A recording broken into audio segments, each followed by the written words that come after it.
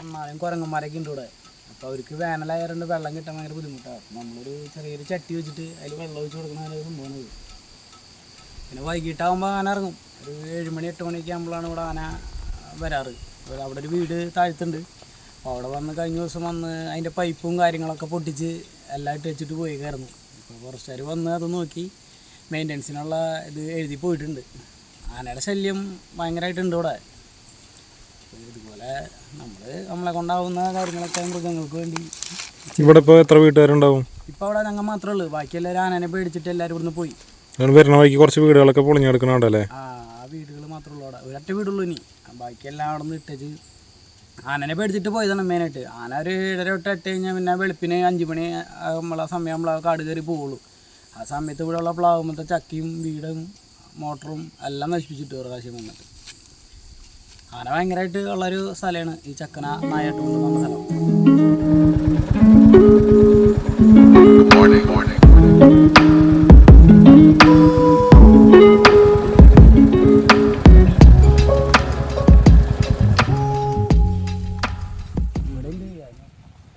ഇവിടെ ഉണ്ട് അതിനൊക്കെ ഇവിടെ വന്ന് പുലിയൊക്കെ വരണാറുണ്ടേ. ഇവിടെ പുലിയുണ്ട്. അപ്പോൾ ഒക്കെ പേടിച്ചിട്ട് ഇങ്ങോട്ടേക്ക് ഇറങ്ങും. പക്ഷെ ഒക്കെ കടന്ന് അങ്ങോട്ട് വരും. ഇപ്പം ഇവിടെ വന്ന് നല്ല തണലുള്ള കാരണം ഇപ്പോൾ ഭയങ്കര ചൂടല്ലേ. വെള്ളം കിട്ടണമെങ്കിൽ ഇങ്ങോട്ടൊക്കെ ഇറങ്ങിയാലേ വെള്ളം കിട്ടുള്ളൂ. ഇപ്പോൾ പിന്നെ ചെക്ക് ഡാമിലേക്ക് പോകണം. അവിടെ ഒരു ചെക്ക് ഡാമുണ്ട് ഫോറസ്റ്റിൻ്റെ തന്നെ. അവിടെയാണ് ഇപ്പോൾ ആന രാത്രി അവിടെ നിന്നൊക്കെ വെള്ളം കുടിച്ച് കഴിഞ്ഞിട്ട് ഒരു 7:30 8 മണിയൊക്കെ ആകുമ്പോൾ നമ്മുടെ ഈ ജനങ്ങളുടെ ജനവാസ കേന്ദ്രത്തിലേക്ക് ഇറങ്ങുക.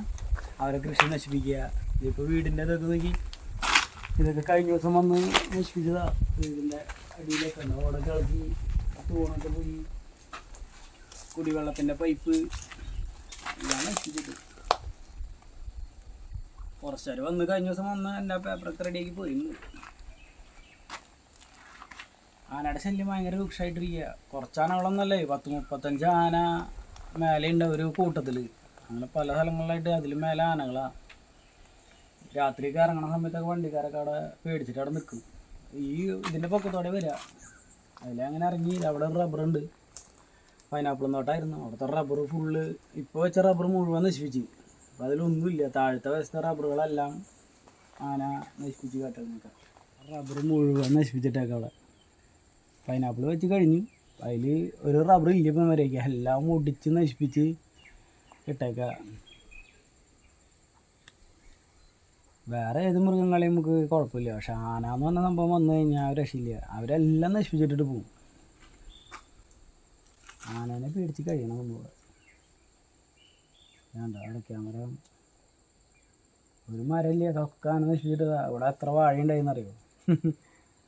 വാഴ, ആ പ്ലാവത്തെ ചക്ക, അതൊക്കെ ആന വന്ന് നശിപ്പിച്ചിട്ടതാണ്. ഈ റബ്ബർ, അടയ്ക്കാമരം ഒന്നുമില്ലേ, ബാക്കിയില്ലേ ഒന്നും. നടാനോ ഒരു സാധനം നമുക്ക് കൃഷി ചെയ്യാൻ പറ്റില്ലേ. ആന വന്നെല്ലാം നശിപ്പിക്കും. മാൻ വന്ന് നശിപ്പിക്കും. അതുകൊണ്ട് അല്ലെങ്കിൽ വാഴയൊക്കെ വെച്ച് നമുക്ക് എന്തെങ്കിലും ആദായം കിട്ടണ്ട. ഇപ്പോൾ ആദായം ഇല്ല, ഒന്നുമില്ല. ഒക്കെ ആന വന്ന് നശിപ്പിച്ചില്ലേ. അല്ലെങ്കിൽ പിന്നെ മാൻ വരും, പന്നി, വന്യമൃഗങ്ങളെ കൊണ്ട് നമുക്ക് കൃഷി എന്ന് പറഞ്ഞ സംഭവം ചെയ്യാൻ പറ്റില്ല. അതാണ് മെയിനായിട്ടുള്ള സംഭവം.